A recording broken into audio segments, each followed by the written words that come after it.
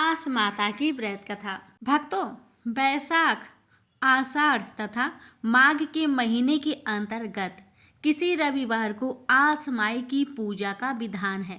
ज्यादातर बाल बच्चे वाली महिलाएं यह व्रत करती है। इस दिन भोजन में नमक का प्रयोग वर्जित है। तांबूल पर सफेद चंदन से पुतली बनाकर 4 कौड़ियों को रखकर पूजा की जाती है। इसके बाद चौक पूरकर कलश स्थापित करते हैं। उसी के समीप आस माई को स्थापित करते हैं। पूजन के बाद पंडित 12 गोटिया वाला मांगलिक सूत्र व्रत करने वाली महिला को देते हैं। भोग लगाते समय इस मांगलिक सूत्र को धारण करना चाहिए। प्रेम से बोलिए आस माता की जय। सुनिए कथा।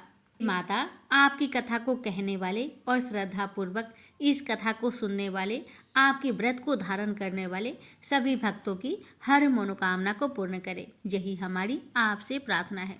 प्रेम से बोलिए जय माता दी। बहुत समय पहले की बात है। एक राज्य में एक राजा राज्य करते थे।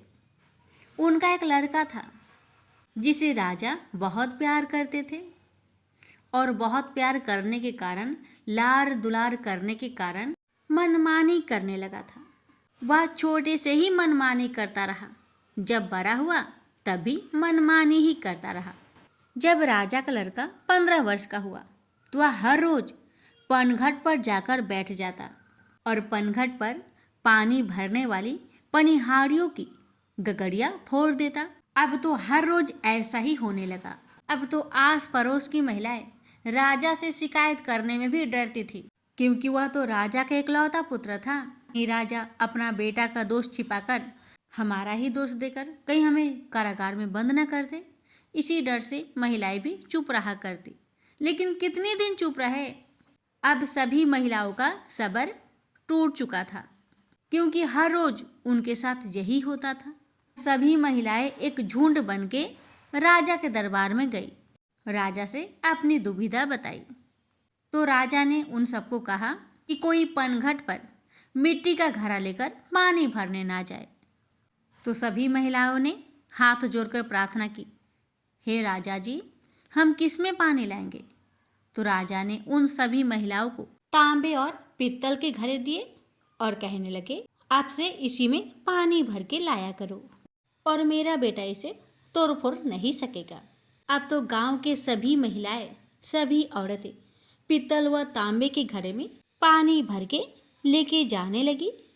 अब राजा के बेटे ने लोहे व शीशे के टुकड़ों से पनिहारिनों के घड़े फोड़ने शुरू कर दिए। तो फिर सभी महिलाएं राजा के पास गए और राजा से प्रार्थना की, हे महाराज, फिर भी आपके बेटे राजकुमार हमारे घड़े फोड़ देते हैं। शीशे और लोहे के टुकड़े से मार मार के हमारे घड़े फोड़ देते हैं। पनिहारिनियों की इन बातों को सुनकर राजा बड़े क्रोधित हुए तथा उन्होंने अपने पुत्र को देश से निकाले की आज्ञा दे दी। राजकुमार अपने पिता के आज्ञा अनुसार घोड़े पे सवार होकर बड़े दुखी मन से वन की तरफ चल दिया। रास्ते में राजकुमार की मुलाकात 4 बूढ़ी माई से होती है। अचानक राजकुमार का चाबुक गिर गया। तुरंत राजकुमार घोड़े से उतरकर चाबुक को उठाया तो उन 4 बूढ़ी माई को लगा कि यह हमें प्रणाम कर रहा है। मगर नजदीक पहुंचने पर उन 4 बूढ़ियों के पूछने पर राजकुमार बताता है कि उसने चौथी बुढ़िया आसमाई को प्रणाम किया है। इस पर आसमाई बहुत प्रसन्न हुई तथा उसे 4 कौड़ियाँ देकर आशीर्वाद दिया कि जब तक ये कौड़ियाँ तुम्हारे पास रहेगी तुम्हें कोई हरा नहीं सकेगा। समस्त कार्यों में तुम्हें सफलता मिलेगी। आसमाई देवी का आशीर्वाद पाकर राजकुमार आगे को चल दिया। वह भ्रमण करता हुआ एक देश की राजधानी में पहुंचा। वहां का राजा जुआ खेलने में पारंगत था। राजकुमार ने राजा को जुए में हरा दिया तथा राजा का राजपाट जुए में जीत लिया।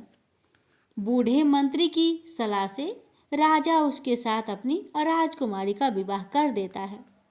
राजकुमारी बहुत ही सिलवान तथा सदाचारिणी थी। महल में सास ननद के अभाव में वह कपड़े की गुड़िया द्वारा सास ननद की परिकल्पना करके उनके चरणों को आंचल पसार कर छूती तथा आशीर्वाद पाने लगी। एक दिन यह सब करते हुए राजकुमार ने देख लिया और पूछा, तुम यह क्या करती हो? राजकुमारी ने सास ननद की सेवा करने की अपनी इच्छा बताई। इस पर राजकुमार सेना लेकर अपने घर को चल दिए।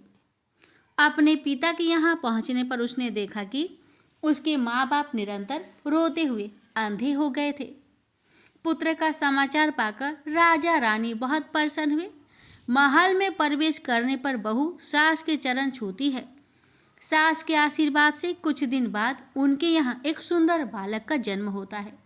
आसमाई की कृपा से राजा रानी के नेत्रों की ज्योति लौट आती है तथा उसके सारे कष्ट दूर हो जाते हैं। हे आसमाता, आपकी इस कथा को कहने वाले, श्रद्धापूर्वक सुनने वाले सभी भक्तों पर अपनी कृपा सदा सर्वदा बनाए रखना। प्रेम से बोलिए आस माता की जय।